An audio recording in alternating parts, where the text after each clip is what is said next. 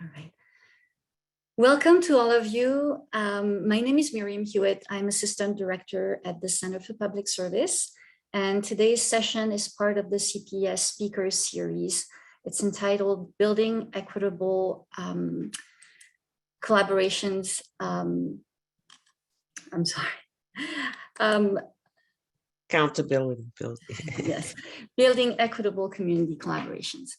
It will be led by Barbara Major, and it's my great pleasure to introduce her. Barbara Major is a community organizer and trainer with over 40 years experience in local, national, and international community development efforts.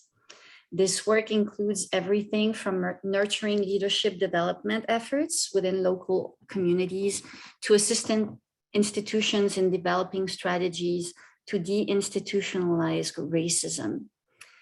Originally trained in sociology, Ms. Major is a native of New Orleans and Franklinton, Louisiana.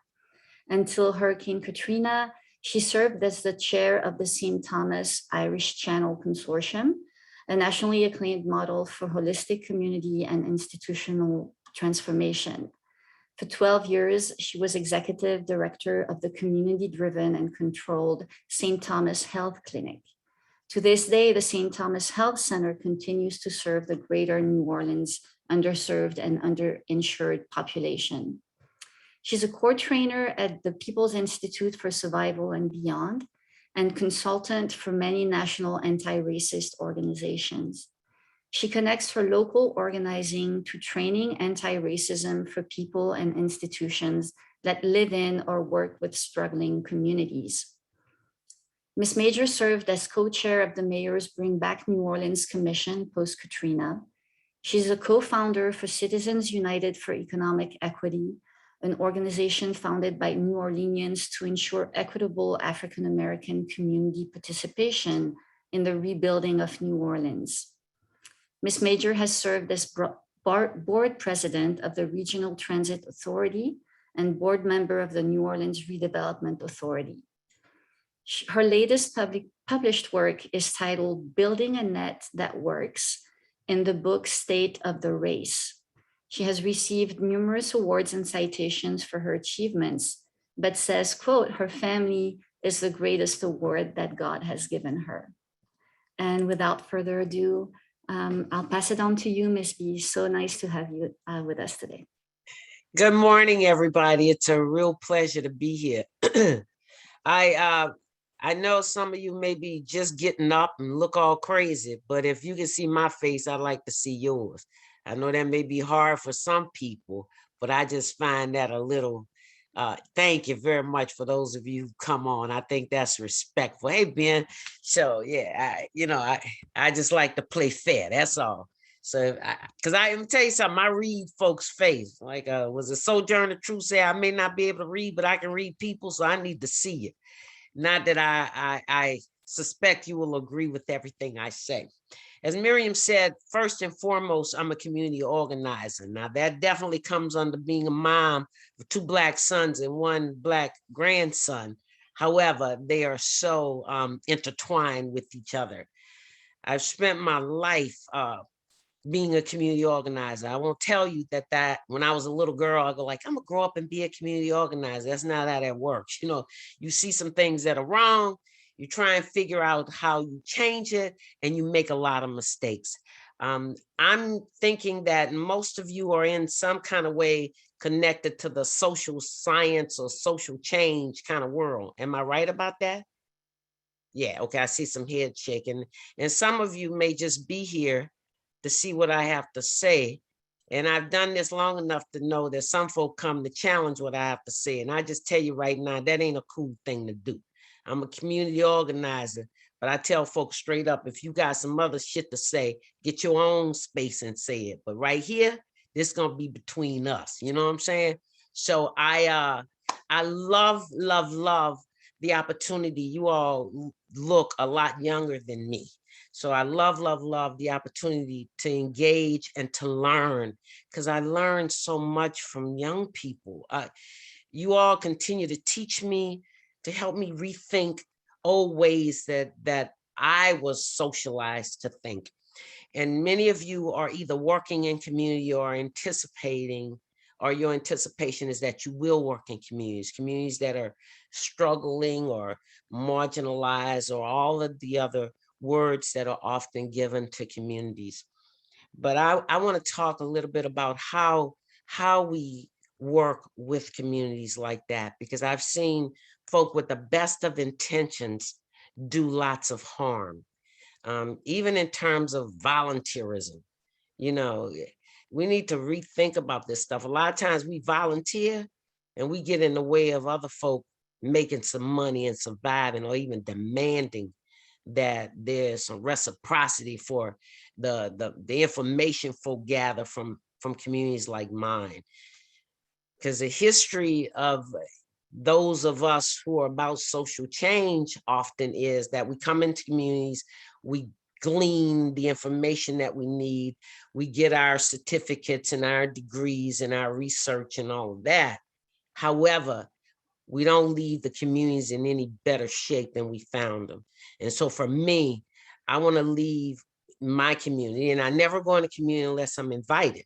Now, sometimes you got to work and earn that invitation. Even being Black, I just don't walk in other Black communities and show up because I'm Black, I got this. No, we got to respect that each community is a sacred space. And we need to go in with some honesty and transparency, and particularly when we represent institutions, because these institutions have a history of being abusive. Whether it's intentional or not, the outcomes is that these institutions have abused these communities by, one, gathering information. I always often refer to folk who want to collect data. I always ask, well, who the data is going to belong to, and who's helping to collect the data, and how are you even shaping the questions that you're going to ask and the data you collected? Because once that data is collected and folk get to explain what it is, the people are nothing like what the data says, because the people did not even help shape the questions to ensure that we're saying the same thing. There's an assumption that we may all speak the same language, we're saying the same things. Not. Because of our experiences in this society, our language can be very, very different. Folk understand a statement one way, I may understand it another way. So one is, when you go into community, we admit our ignorance. And I'm gonna tell you how I had to learn this too, y'all. It's not like I'm so smart, I got it. I was going to do, some friends of mine came together some years ago and figured that I should go to India to study nonviolent social change. I don't know if they thought I was about to get violent, but I guess they could tell that I was truly pissed off to the highest festivity with this country. So I needed to do something to calm me down. So they call up, Barbara, you want to go to India? Say, like, okay, I went to study and to learn, not to teach anything, and I did. And one of the things that I noticed is when folk, I think it was under a UN thing, whatever, whenever you get ready to go to another country, they do a little, maybe some kind of brief training on cultural relevance or sensitivity, whatever they call it. And I realized, I said, this is absolutely wonderful. However, folk come into my community all the time and don't know jack about my community, but assume that they can come in there without any kind of training, don't know jack about what the hell has happened to my people. And I frankly don't know if they even give a damn. Because for me, there's been 400 years of damage that has to be acknowledged when you engage Black folk in this country. And if you don't get that, I tell folk, I love you, but don't come in my community. We got enough problems, and other communities of color as well. So when I talk about collaboration with integrity, see, we do a lot of collaborating, but there's no integrity in it. And there's always an imbalance of power in it. Because when we represent institutions, whether we like it or not, we bring a certain power. And when you don't understand the internalization of what has happened to folk who've been traumatized for generations, then what we bring can bring more trauma. Okay. And I tell folk, I don't use trauma as an excuse, but I understand very clearly that I have to acknowledge that it's there. The whole word accountability, I writing about recently, I've just a colleague and I have just co-authored a book. I will never do that again. That was not on my bucket list, and I'm telling you, I learned a lot, but you talking about send me through some changes. And I think the changes were partly because I went like, oh my God, it's like, yeah, I never thought about this before. I need to think deeper about this. And it's finally made it to the publishers. Hopefully they'll deal with it now. I just finished the preface. But the name of the book is Deconstructing Racism, a path for continued change, because we actually believe that you cannot create an anti-racist society, this society, if you're not willing to deconstruct and work to deconstruct the roots of racism that is the foundation of every system in this country. Because I'll put it out here real clearly that I am a firm believer that every system in this country, bar none, was created originally, structured intentionally and legally to serve white people exclusively. So let's just get that out of the way. That's a whole nother thing. And we have a whole nother workshop on that one. But until we're able to go and radically reconstruct systems, when I say deconstruct, I don't mean tear stuff down, but I got to go deep, deep, deep. I got to go further than colorizing the staff or even the board. I got to look at out of what spirit was even the mission of an organization established, whose worldview was it created on, whose value system. And those are the things that are very difficult for us to look at, because I'm checking out stuff in this, like now people are talking about critical race theory, and I go like, it's just the fucking truth. I mean, why people find the truth? It's like, they gave it a name. It's the freaking truth. You don't want to hear the truth? Okay, well, now we clear. You going to push back on the truth? I got to keep pushing that, getting at the truth. And that's not easy. And I'm going to tell you something. One, I appreciate those of you who are here who want to see things differently. But I also want to let you know there's no quick fix to this. And it's not for us to carry the burden of all that is wrong, because we didn't create this mess. We inherited it. However, we are responsible for changing as much as we can in our lifetime the mess that we live in, and not to become enemies of each other, because in this country, we become enemies of each other rather than the enemy of racism. See, that's very, very different. And that's something else I had to learn. I grew up in the apartheid South. When Miriam introduced me as I'm a product of both New Orleans and Franklinton, Louisiana. That's rural Louisiana. And I grew up under apartheid. We call it Jim Crow. But when you know the history, you know folk in South, they came here to learn how to treat Black folk in South Africa.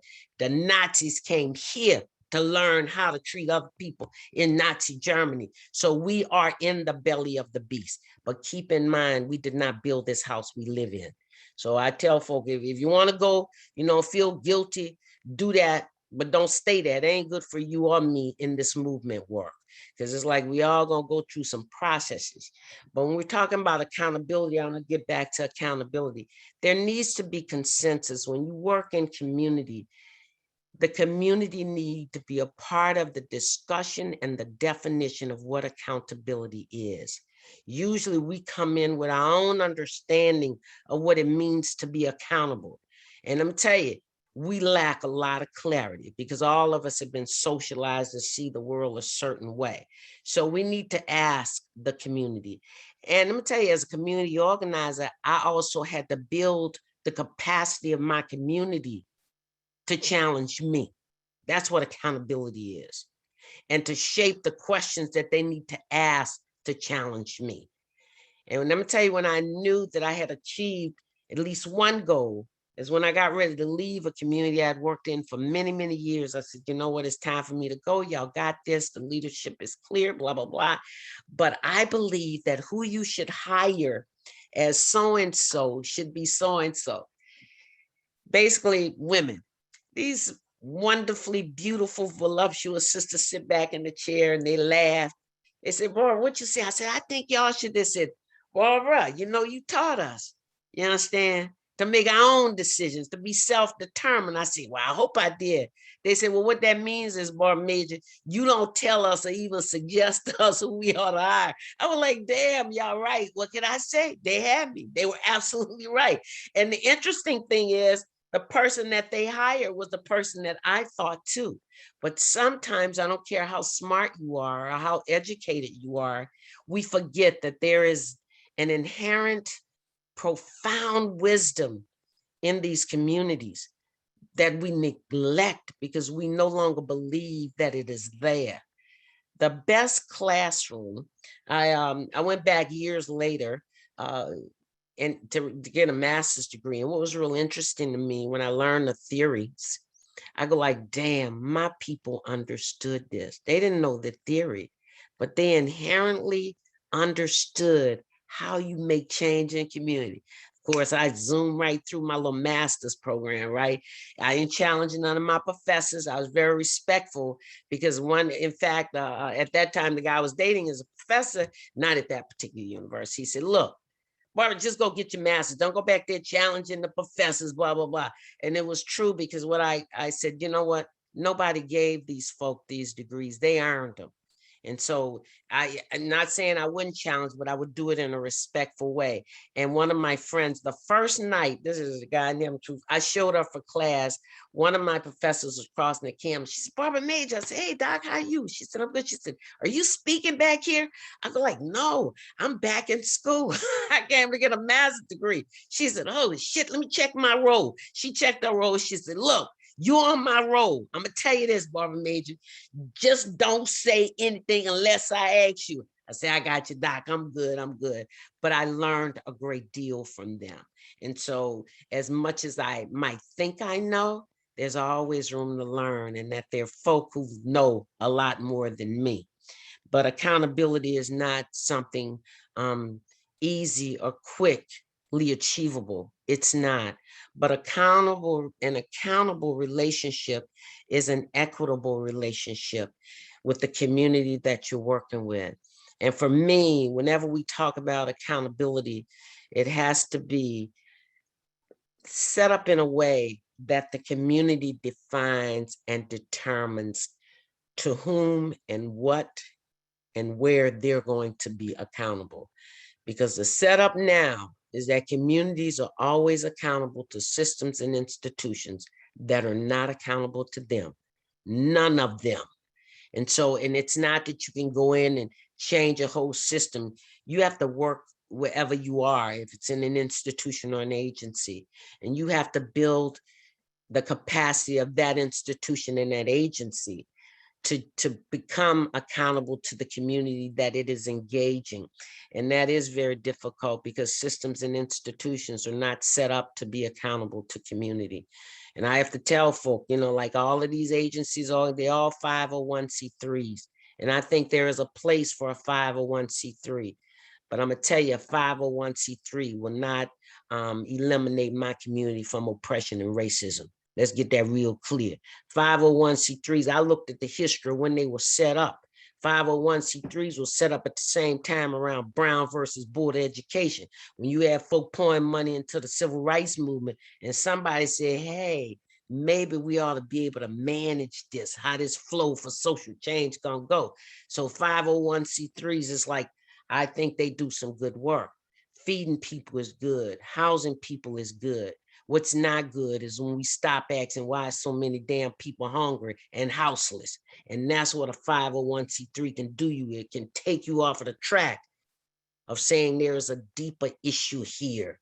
So it's not about not doing that which is immediately needed or required, but to keep asking the questions. I don't know if it's, I can't remember, if it's a Japanese or a Chinese saying, if you really want to know what's going on, you need to ask why at least 5 times. See, we need to go deep. We only ask why once. If we ask it, running a clinic and helping even those folk that work with us, and this is not something I've ever done alone. I've always had very wise people with me, around me, and guiding me. And so, like, one of the questions is, when you work in the healthcare, you know, had non-compliance. Anybody ever heard of that? It's then damn near every social service person, this whole damn country out of compliance with equity and justice. But the people are only one being told they're non-compliant. And I had to ask, I said, okay, she's non-compliant. She's not taking her medicine. Why? Well, she said she did so-and-so with it. Why? I had to keep asking why. It's like, she's non-compliant. She's not exercising. Well, hell, she might get shot at if she walk on the street. What's she gonna go exercise? Maybe she can't afford a medicine. You know what I'm saying? But she need to eat healthy food. Well, where's the grocery store? What she gonna go to Whole Food, take your whole damn check? If you got one, it's like, no, we got to keep asking why. And that's when we begin to get to the root of what's really going on, and not putting the burden and responsibility for change behavior or to change the behavior of the people. Now, I'm not saying folk don't have to change their behavior, but these damn institutions got to change their behavior too. How about that? That's equity to me. And that's never what we talk about. We only talk about changing the behavior of the community. And like I said, it doesn't mean that the community doesn't need to change their behavior as well, because there are lots of instances where we do.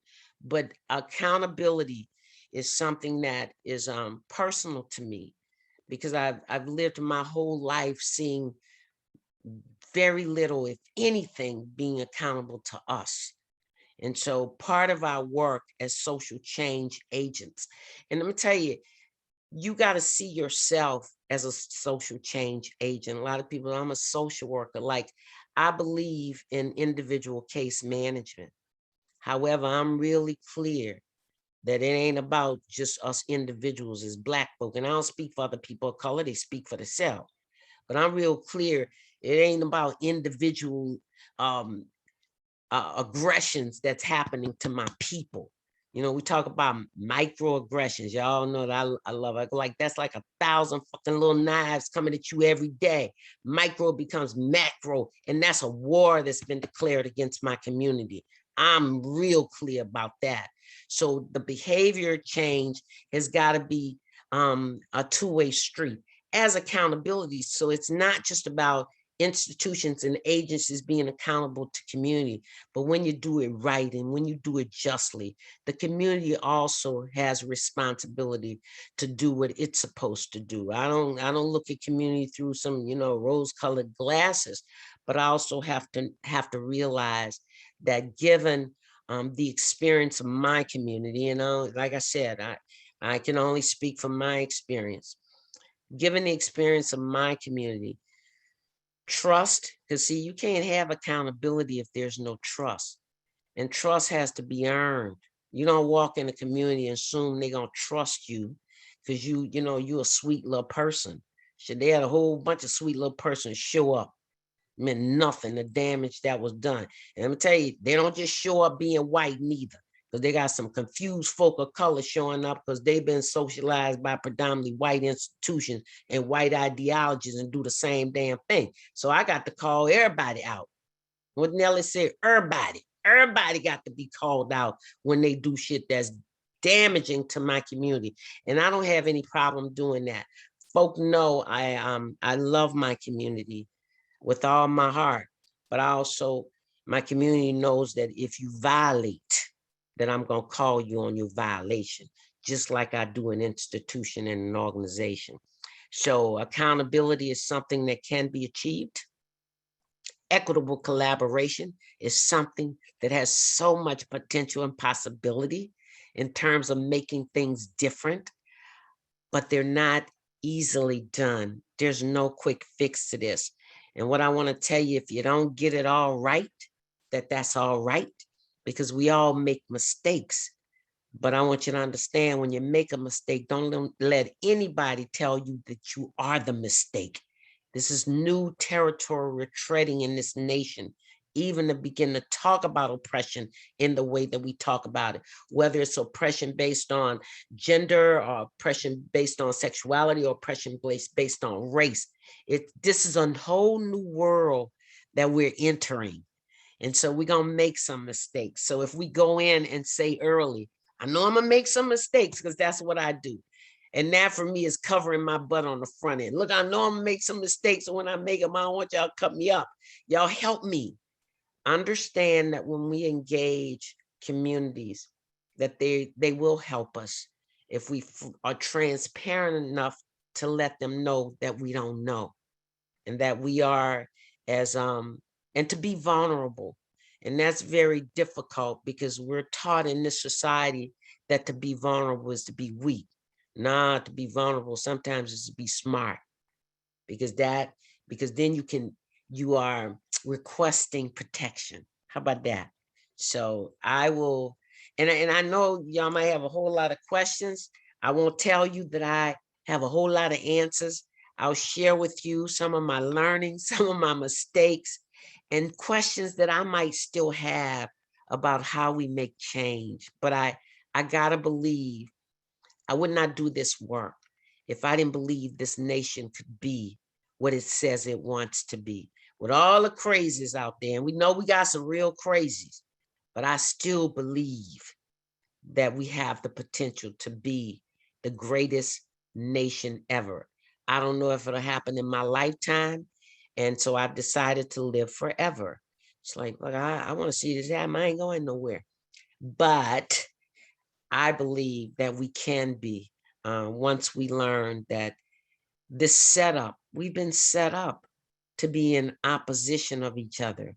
And if we really understand that we being played, if we catch on, well, like, no, you ain't gonna play me like that. You know what I'm saying? So I just want folk to get clearer and always question what's what's really going on here. So I wanna I said a lot. I don't know if it makes sense to anybody, but I also want some conversation from you because I need conversation from you. I need direction from you. Um, I'm involved in a lot of things. Some I understand, some I don't. I just know I'm there, but that's just me personally. I've just come to understand if I'm in a place, then that's where the creator want me to be, rather than crying and whining about it. I got to figure out what am I supposed to do while I'm here so I can get the hell up out of here. That works for me. So, you gotta figure out your own, can tell you that works for you. But how they say, talk to me, anybody.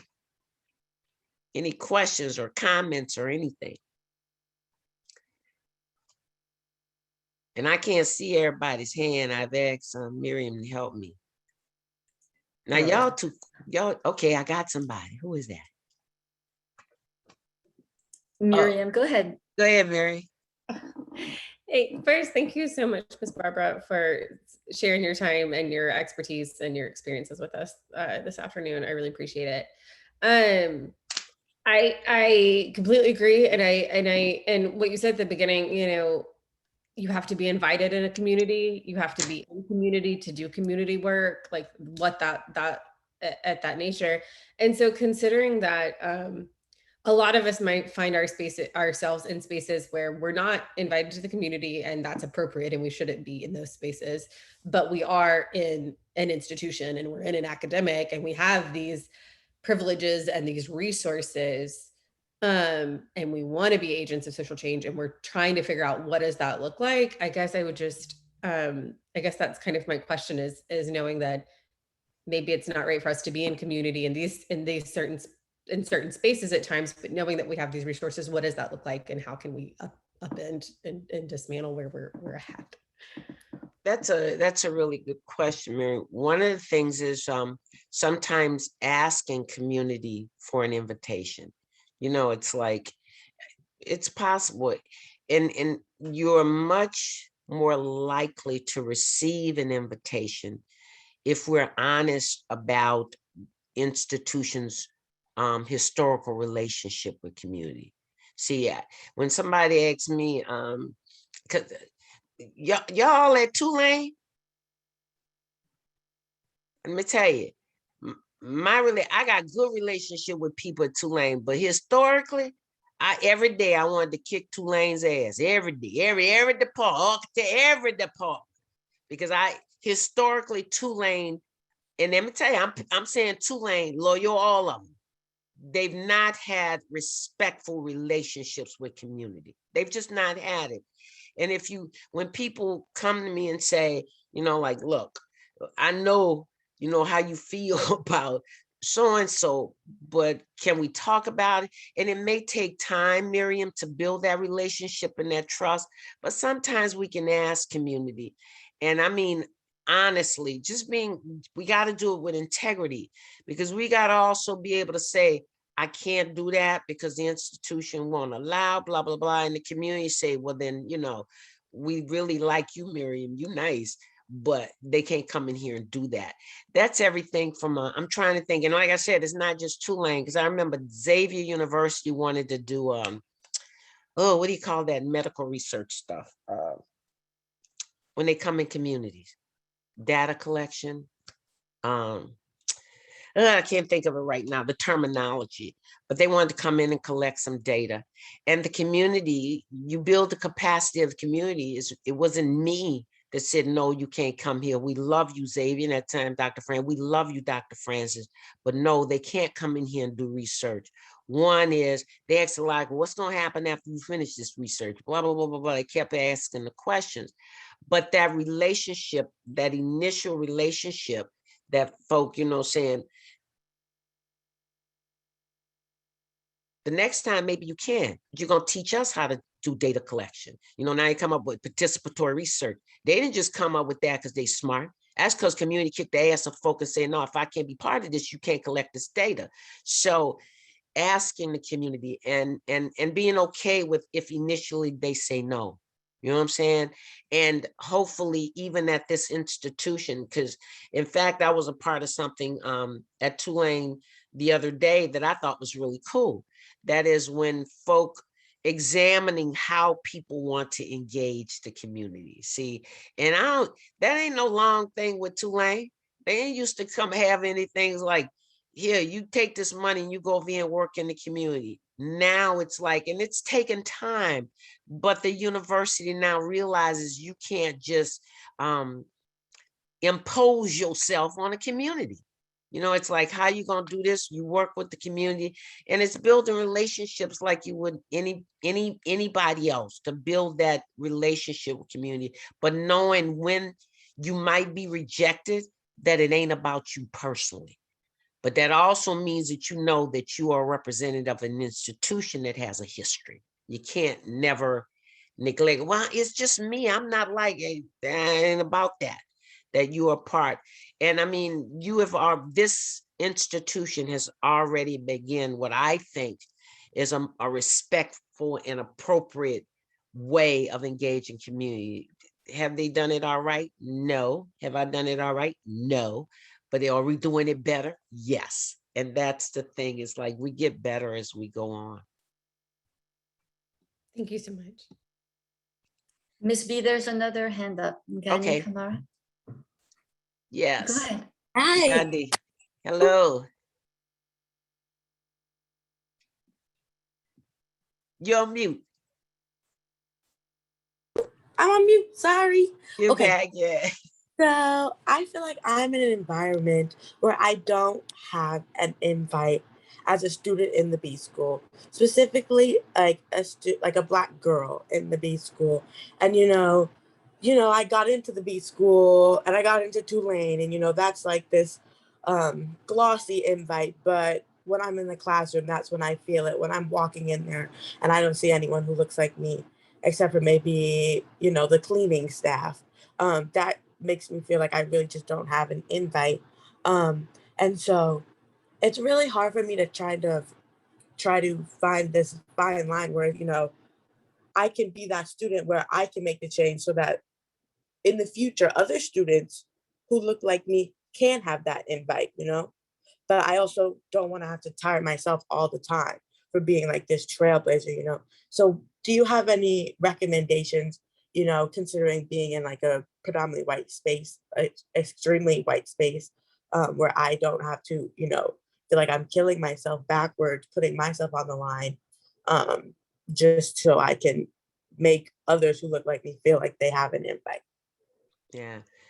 I have been blessed not to have had to be in those kinds of predominantly white spaces. It's just true. I like I said, I grew up under apartheid with all Black schools, universities. One of the things I will say to you is that you can't do this by yourself. It will literally kill you. It'll suck all the energy and spirit out of you.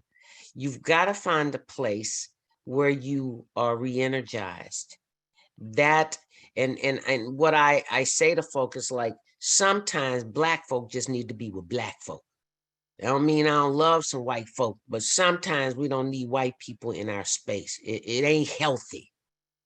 And so you've got to find a place where you can't, even making that change, you can't do that by yourself either.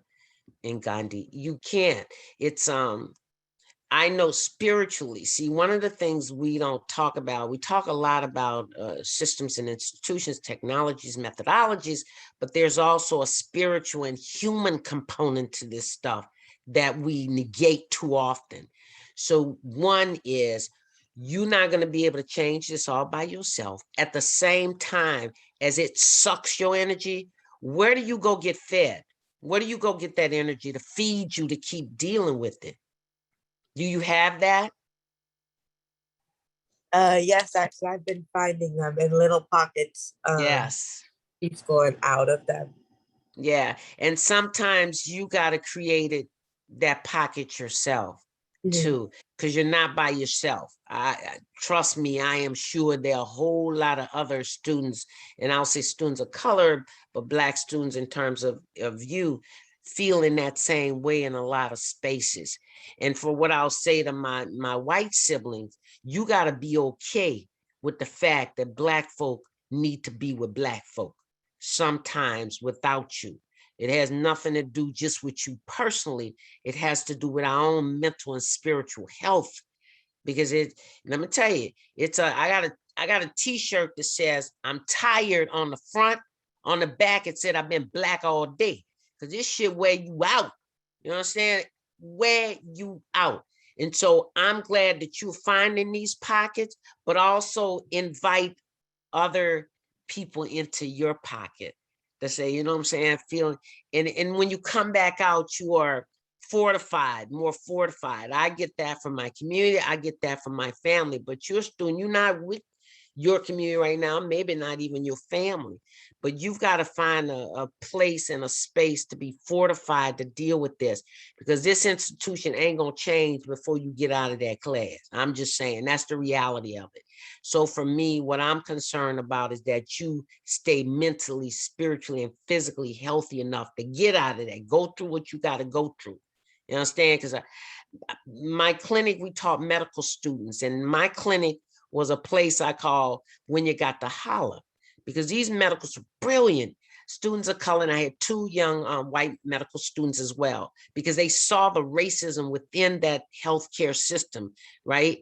And they had nowhere, they couldn't say anything to the head of the hospital. And one particular, he was just so angry, and anger is a legitimate emotion. Let's just put that out there, okay? But I had to make sure that this baby don't get so angry that he ruined his career. And he wanted to draw, I said, look, I need doctors with your passion. I need you. My clinic was just a place that they could come and vent and feel okay and do what they do without always being attacked, because people don't see it as attack, but every day you feeling this. See, because sometimes oppression, you don't see it, you feel it. See, when young folks say, I feel you, that shit for real. I can feel it. You know what I'm saying? Like I can look at folk on there, and I could, not you all in this group, but I do enough workshops in these with these little boxes. I can feel when folk with me, and when folks say, I wish you'd get off here, you know? So you got to find a place, please, to don't think that you can change this by yourself and overnight. Find a place and a space and a collective that fortifies you to get through it. That's the only thing I can say to you right now. Thank you. You're welcome. Nobody else don't want to say nothing? What? Come on. I know y'all got something to say. Look, you all are as smart as us. Tell me something. Teach me something, please. Ms. B, I have a question or a follow-up. You and I recently sat on a committee reviewing the engaged research projects, and you had an interesting comment on language, specifically the term underrepresented. And I think part of constructing race within scholarship has a lot to do with how we enter communities, how we make connections with communities, but also how what language we use, and because it really reflects you. And I'd love to end on that. They're like words, you already know, have power, and words can determine the reality of other people. And the whole notion of underrepresented, you know, it glosses over some deep historical shit in this country. And so I said, no, it ain't about underrepresented. It's about historically being excluded. See, that's real different than underrepresented. The same thing about minority. It's like, you know, so I said, okay, I think about a city like New Orleans. It's like, well, I'm not a minority, I'm a majority. Well, those in power say, Barbara, you need to check it, baby. You are a majority minority. Like, what the hell is that? Like a jumbo shrimp? Which means either way, your ass gonna get fried or boiled. That's kind of how, and these words though, let me tell you, they determine policy, y'all. And laws, and they define people's reality and their future. So language is very, and we try and keep coming up with you know, like new words, but we know who folk talking about. Back in my day, they used to talk about communities as target areas. Like, now we know what they were aiming at, you know, and now, you know, like all these names, it's at risk. See, no, my babies have been made at risk by the historical setup of this nation. They weren't born to be at risk. My mama didn't say, oh, thank you, Lord, for this cute little fat black at-risk human or individual. There's a lot of the language that, and let me tell you, the internalization, now I got black folk, well, I'm a minority. Well, you're by your damn self being a minority. I ain't no minority, okay? You know what I'm saying? We gotta say who we are. And we get scared because I'm telling you, internalization of racial oppression, particularly the way that I see it manifest linguistically, because linguistic racism, let me tell you, oppression, it manifests linguistically all the time. And so we have to be careful. We're not going to get it all right, but we've got to begin to understand what this language does, because when we say underrepresented, that's as if folk like me just didn't want to be a part of. No, we were historically excluded. And so we need to say historically excluded population. Well, we can't say that. We might tick off the foundation or the funders. Yeah, but what you're doing to the community. Just being, I mean, there's a whole litany of words that are used oftentimes to refer to people. And these words often dehumanize people.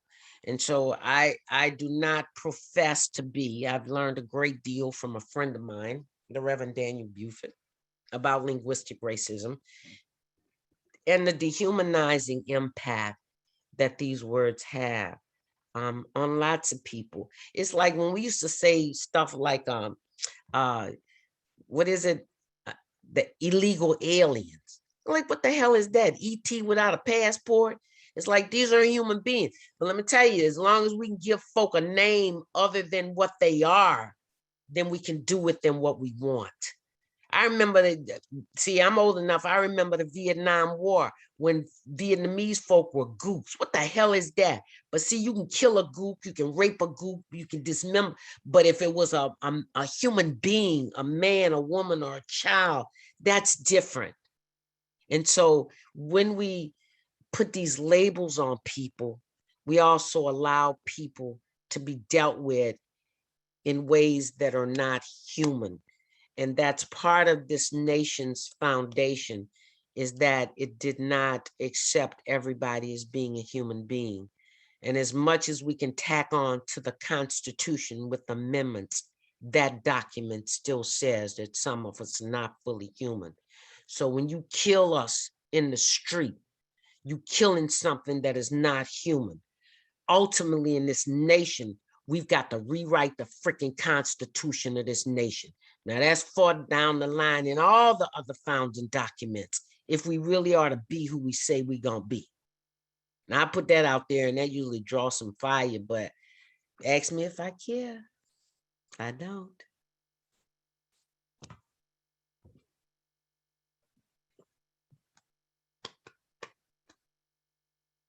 Y'all just want to finish this up early, I see. I have something to say. Well, say it, please. I think it's really important how you're talking about like changing like the verbatim that we use to talk about like clear issues that are just in like the system, and I think it's important to call that out.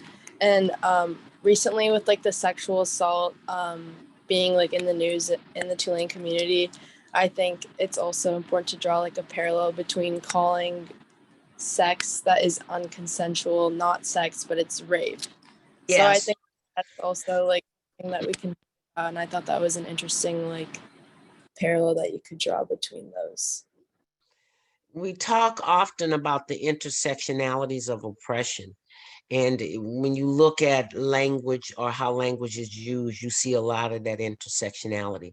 What I will say, though, is that the issue of racism in this country is the foundation of all the oppressions in this country. You cannot build movements on against other forms of oppression if you don't understand racism, because what racism has done historically has gotten in the way of us building multiracial movements.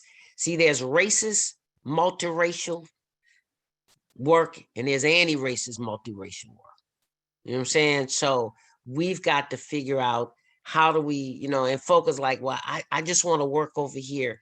You can't. I cannot call myself an anti-racist if I do not understand and engage in the struggle against the oppression of my trans siblings.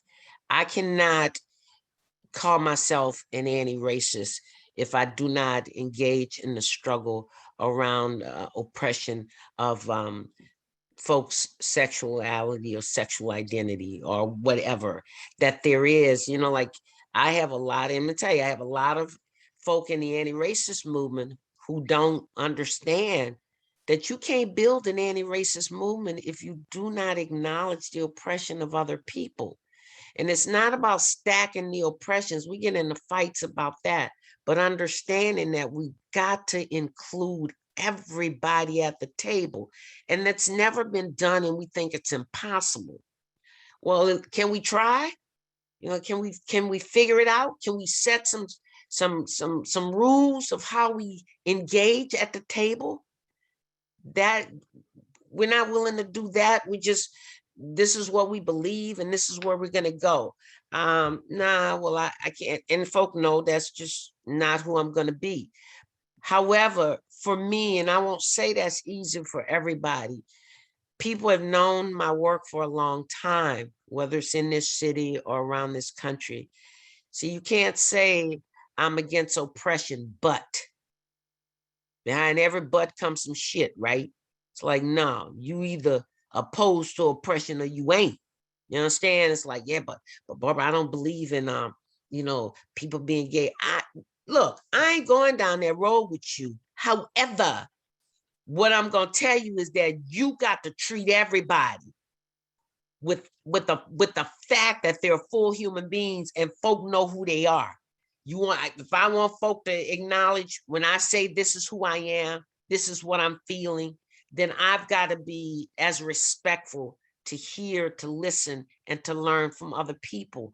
And it's just part of our culture, y'all. We have a really confused culture that we live in, but we've got to understand that this culture, this dominant culture is a, you know, a culture whose value system is profit over people. You know what I'm saying? It's a culture of dominance and distortion of other cultures. We've got to relearn or unlearn first and recognize that we've got some messed up ideas of how we engage human beings. And the other thing for me is that all the answers don't lie within here. There are folk and nations and cultures way older than us who know some stuff, if we're respectful enough to listen to them. You know, everything smart don't come from here. But if we listen, and then not to distort what we learn, because we good at that as well. And like I said, we will make a lot of mistakes, but we don't keep making the same mistakes, I guess. Because like I said, I make a lot of them. And folk have to correct me all the time. I had to learn. I had to learn about pronouns. That's not something I was raised with. I had to learn, explain that to me. I had people that love me enough to say, Barbara, if I say they, or you know what I'm saying? If I just say whatever you want, call me pronoun, long as you be respectful. But I had to learn, because in my community, to say they, no, you don't call people they, because that's what we've been called, and it's subhuman. That's how we perceive it. I had to understand, though, from other folks. No, this is why I say we've got a lot of learning to do, and we've got to be patient with each other, because we're not. And we cannot impose what we think, feel, or believe on people. Like I said, like people say I'm left, you to the left. No, I'm Baptist. Hell, that's where I get, my basic foundation, how you treat people. But I have to be willing to listen differently and know that I'm going to hear something maybe that I'm not heard before. I didn't understand, but we got to do it with some patience. That's hard for us, because we want it right now. Like I had to, even some of my friends in the movement, defund the police. I get it. But hell, you can't come in the Black community talking about defund the police. As much shit as we get from the police, that's the first one we got to call when we being dogged. I mean, I'm just being real. Well, Barbara, you know what we mean. Yeah, but the people need to know what you mean. So when you come up with all your progressive language, can you engage the community in the conversation? So when you say it, they know that you mean what you say, and you saying what you mean. How about that? That's just kind of simple to me. I get it. But if my people don't get it, it don't matter. See, we out there, we organizing. There's a difference between organizing and mobilizing. See, that's the difference. I got 1,000 people, yeah, but they're all dumb as a fucking bag of rocks. And when the protest's over with, they going home, you going home, and those in power go back to doing what they do. How do you take those 1,000 people and build their capacity so that when you ain't there no more, they got this? That's the difference in organizing and mobilizing. Miss B, we have a question from Allison Troy. Hey, Allison. Hello. Thank you, Ms. Barbara. And I would like to ask a question from someone who is deep within the structures of the university as a faculty member, who, that we're the ones who might be creating the syllabus, grading the assignments, assigning the readings. What would you have to say to us in terms of this kind of work that you're proposing? One of the things that I would suggest, I am still appalled at the idea that I have people coming out of the social sciences not understanding systemic racism. That blows my freaking mind. It really does. I'm going like, how the hell, even now, and I'm not just talking about NYU, wherever I've been, I'm going like, how in the world can they, just to make sure that they're prepared. So for me is, how do you help people understand the structure of this society and culture?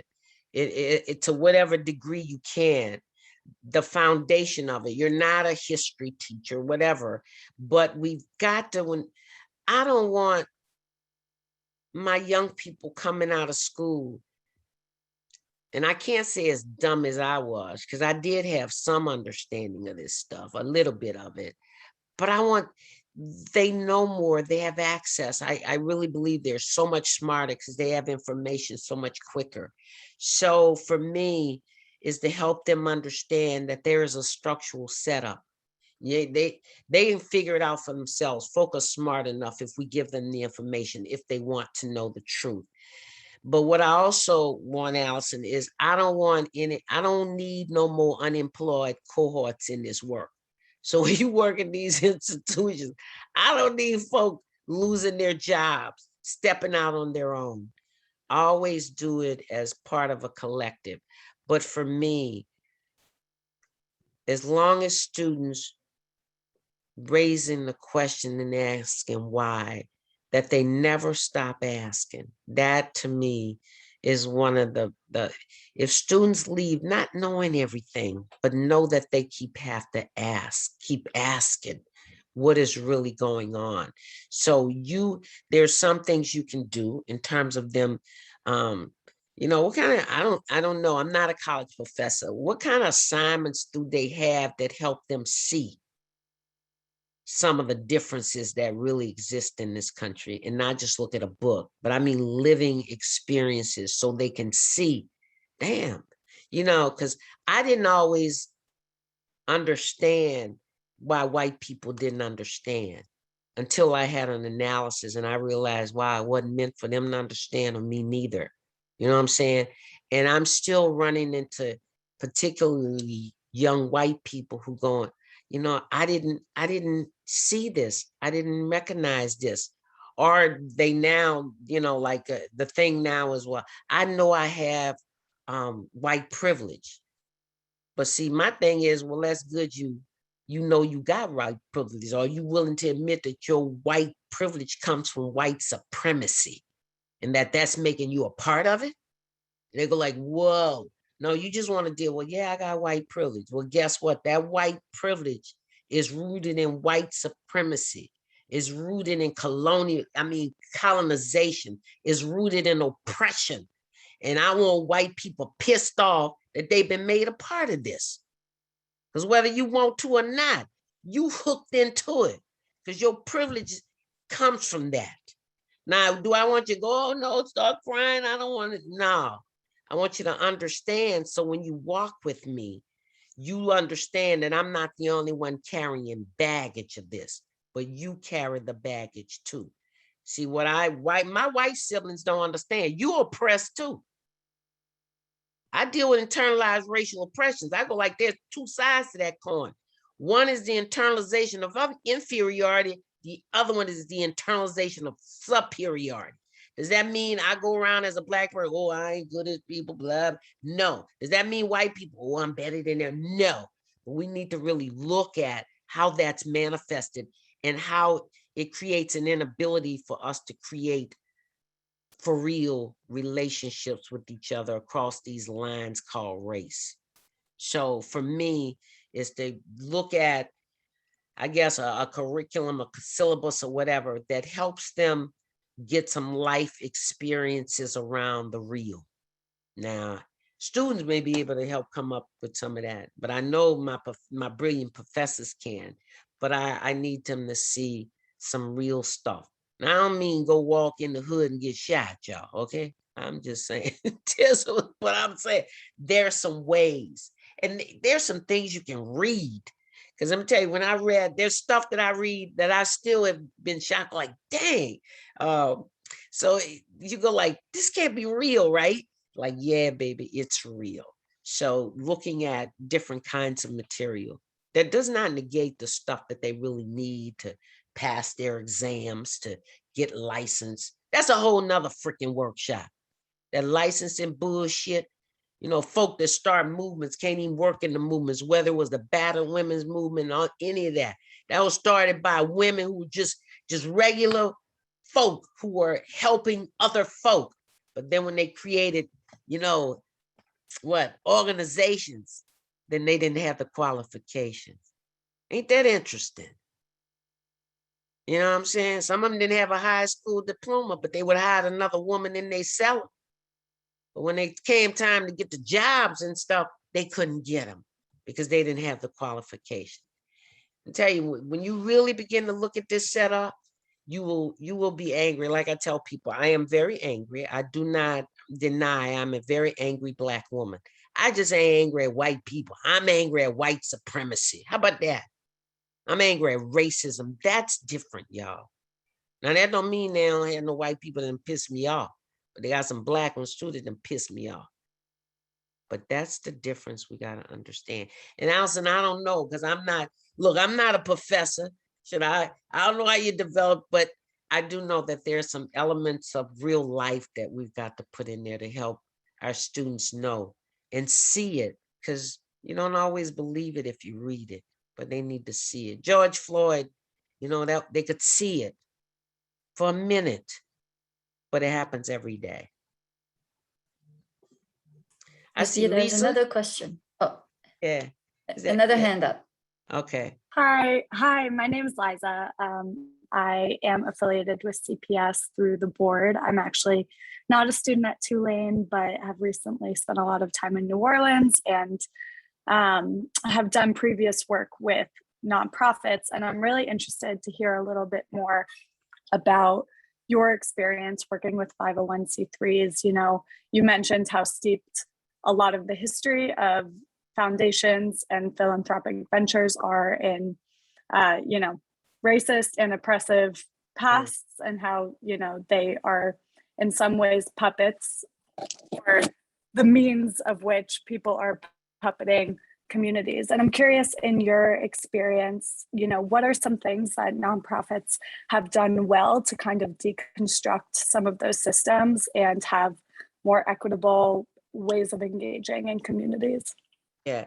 And I've run nonprofits. I've created nonprofits, and I've created organizations that I've said, don't go get a 501c3, it's too limiting.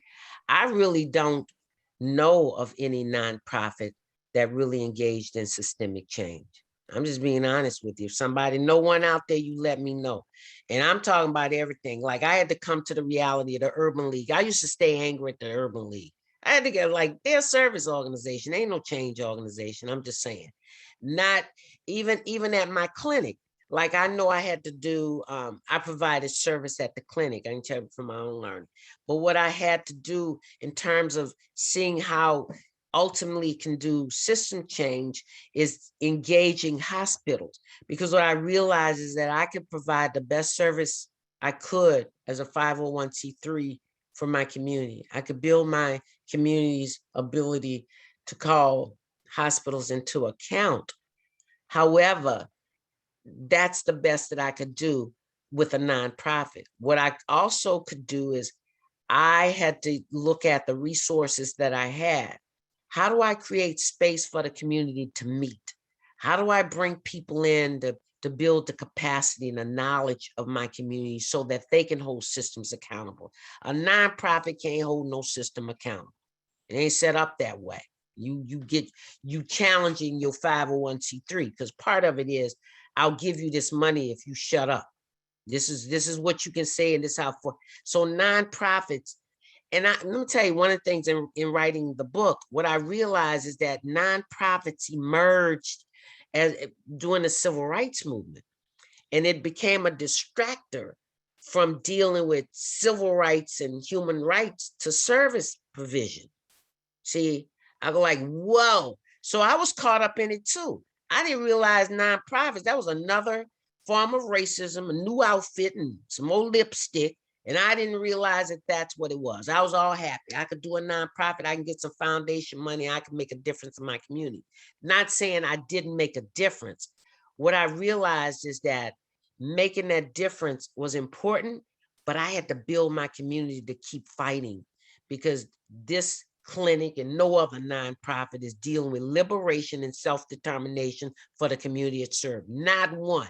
Now, if somebody go find one, please let Barbara know, because I'll use it as an example. But there is no nonprofit that's doing that, because once you become a nonprofit, you are placed with limited capacity unless you understand that nonprofit, the resources that it has, should be used to build the leadership of the folk that is serving, so that they can not only hold you accountable as a nonprofit, but the system of which you are a part of. That's so I really don't know. I wish I could tell you this not, and so it's not about them not having done some good stuff. Because like I said, I think nonprofits have done some tremendous work, but I also got to balance that with they've done some tremendous harm as well in the process of that. Nobody's all clean of this stuff, y'all. Nobody, no organization, not mine, nobody. I just want us to recognize when we have the chance to build. And so while I was in St. Thomas, what I had to do was build the capacity of that community. I could serve clinic, blah, blah, blah, blah, blah, blah. But I wasn't organized. I had to organize the folk in that housing development to say, yeah, when I ain't here no more, you know they're going to come after this land. Y'all sitting too close to the river. And they fought them to the end. They fought them to the end because they understood. And when I look at where many of them have gone and the leadership that they're providing in other places continuously, then I know I didn't do all of what I wanted to do, but I know that I did something that made a difference. When I see still the young men are still gathering or and doing something, I think they're calling it the Black Family Survival Forum, and that work is still going on. That's what's important to me, because this is a multi-generational struggle. Didn't start with us, ain't ending with us. So it's got to continue on. There's Thank a you so note much. in the chat, wishing that you could teach a class. So Lynn writes, I want you to come teach a class so I can take it. I'm sure I could learn a lot from, I'm still learning. I am so learning. It's like, my goodness, I wish, I go like, dang, if I had access and understanding, but I'm still grateful for folk who came before me. See, I'm real clear that I stand on the shoulders of a lot of people, y'all. Black, white, indigenous, Asian, you know what I'm saying, Latinx, folk, farm workers. I'm telling you, I have, and said, if I had resources and time, there's still people I just like to sit at their feet and hear what they say and what they think. Profound. Are they all PhDs and doc? No, some of them are just they're just the wisest people I've ever met, because it's that inherent lived experience and wisdom, and trust that. But also trust your own instinct and wisdom. You have it. You're young, but you have experiences too that are worthy of being heard and shared and incorporated in whatever we're going to do in the future in the movement for human rights and social justice and equity in this nation. I relish just kind of hanging out with some of y'all. And I know some of y'all get on my nerves, but I love you anyway. Like I tell the young people, I don't like y'all. They go like, yeah, Miss B, but you love us. I go like, yeah.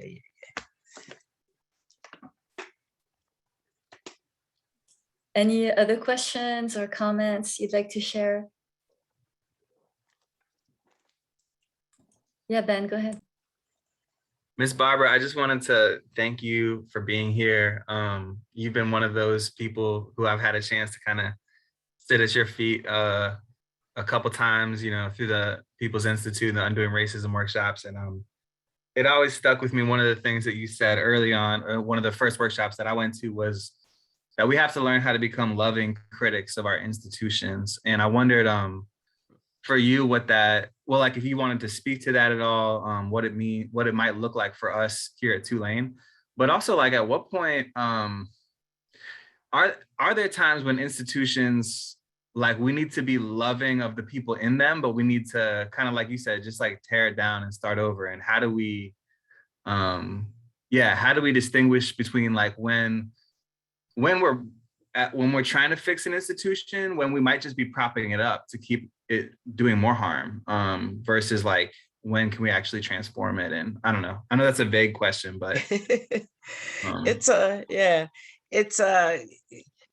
interesting. When I said that, I didn't. It's had impact around the country, because what I say is we have to be critical lovers of our institutions. It's not about destroying them, but we've got to recognize that they've done some good stuff. You know what I'm saying? It's not all bad. And when I talk about deconstructing the roots of racism in an institution, and I write about this in the book, there are three. It's like this: the culture of an institution, the identity and the history of an institution, that we've really got to look at that. And we've got to be transparent about what that is and where it comes from. So for me, if I think about transforming an institution, I've got to start, see, we usually look at what I'll say, if I do the levels of it, we usually look at personnel and programs.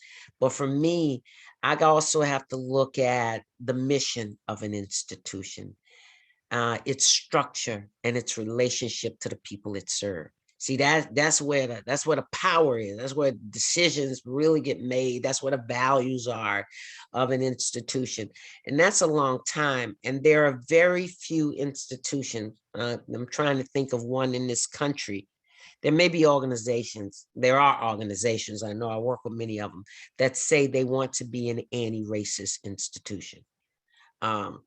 Tulane may take another 50 to 100 years to say that.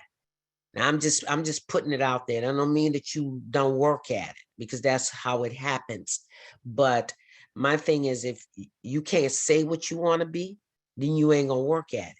You understand? So that's a process over decades. It's like your generation, the next generation, and one day, and I'm just picking on a Tulane, but a Tulane may say that we want to be an anti-racist institution, that this institution, like all of them, grew out of a profound white supremacist ideology. I don't care who set it up. That's the reality. You look at the history of it, who could come there and who couldn't, it lays it out there. And it's like everybody got that history.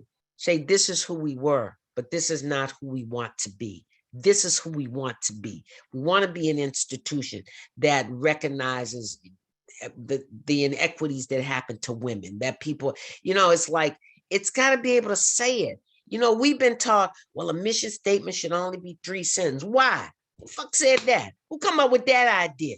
See, we following, no, it should be able to say as succinctly, but as profoundly as it possibly can, what its mission really is. However, an institution also have to be willing to admit its transgressions around oppression. Because if it don't, it's too easy for it to fall back into the pattern. So I would not expect, and I ain't gonna get mad at a Tulane. Well, they don't have it. I can't do that. I know that just like it's taken eons for it to get to where we can even have these discussions. See, what a lot of folk don't understand, less than 50 years ago, there was no way we could have these discussions in this country. There were only 2 places I could go and say the shit I could say. And even one was Highlander, the Highland Center, and the other one was a place on the coast that the hurricane took. It's a Methodist land. Only 2 places in the South, I'll say, where Black and white and other people of color could come together and have these discussions. So we have a long, long way to go. But remember, we did not get here overnight. So you've got to do what you've got to do to make sure that they know you were there in the most positive way, in the most loving way. But it doesn't mean that you don't, I can love you and still call your ass in. I ain't gonna call you out. I'm gonna call you in first. You know what I'm saying? Come on, let's see if we can work. And then I'm gonna call you out because you become a danger to me. So I need other folk to know, look, I tried here, just so they know, don't mean you can't come back. So it doesn't mean that I want to destroy institutions. I mean, there may be some that need to be destroyed, but that ain't my decision. That's the institution's decision of how far it is willing to go to become a truly inclusive and humane institution. That ain't my call. I could just say, this is it. And we're gonna make a lot of mistakes getting there, but there's just no, it's like when I say critical lovers of the institution, not go in there like a bull in a china shop thinking we're gonna change it overnight because we got it all right, we real clear and blah, blah, blah. No, because there are other people there that we want to come with us, but they need to understand where we going. You need to come on with me. No, I don't know you that well. I ain't going with you. You end up there by yourself. And institutions are old and very, very powerful. And they will ask you and you don't even know what happened to you. They say they won't even find your body. And Tulane got a medical school. They really won't find your body. They won't even smell it. I'm just saying.